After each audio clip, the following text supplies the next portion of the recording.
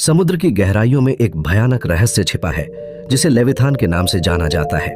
यह समुद्र का सबसे विशाल जीव है जिसकी उपस्थिति के बारे में सुनते ही एक अद्भुत और विचित्र तस्वीर मन में उभरती है। लेविथान का उल्लेख धार्मिक ग्रंथों से लेकर पुरानी मिथकीय कहानियों तक कई स्थलों पर देखने को मिलता है, जिससे यह स्पष्ट होता है कि मानव सभ्यता ने इसे किस हद तक डर और सम्मान के साथ देखा। लेविथान को अक्सर एक विशालकाय सर्प या कभी-कभी ड्रैगन के रूप में वर्णित किया गया है। इसका शरीर मोटे और कड़े स्केल्स से ढका हुआ है और इसके मुंह में तेज दांत दिखते हैं। इसकी लंबाई के बारे में कहा जाता है कि यह कई 100 फुट तक बढ़ सकती है और इसकी शक्तिशाली पूंछ समुद्र में कभी-कभी भयंकर तूफान पैदा कर सकती थी। इस जीव के बारे में सोचते ही एक ताजा जलवायु और गरजती लहरों की आवाज सुनाई देती है।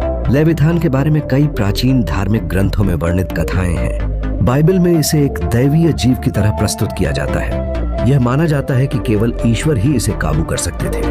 यहूदी मिथकों में इसे समुद्री दैत्य यम का साथी तक बताया गया है।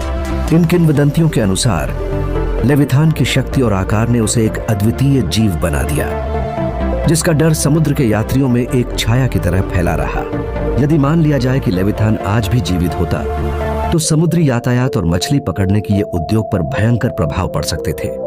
इसकी विशालता और ताकत जहाजों के लिए गंभीर खतरा होती। कल्पना कीजिए कैसे इसे देखते ही लोग डर से कांप उठते।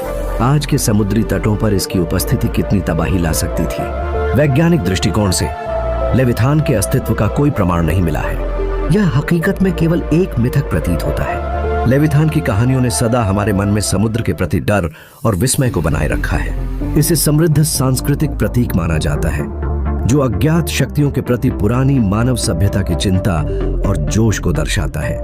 समुद्र के अद्भुत जीवों और उनकी कहानियों में लेविथान का स्थान हमेशा महत्वपूर्ण रहेगा। यह प्रश्न भी उठता है, क्या ऐसे जीव वाकई में कभी अस्तित्व में थे? आपके विचार अवश्य साझा करें और हमारे YouTube चैनल को सब्सक्राइब करें। धन्यवाद।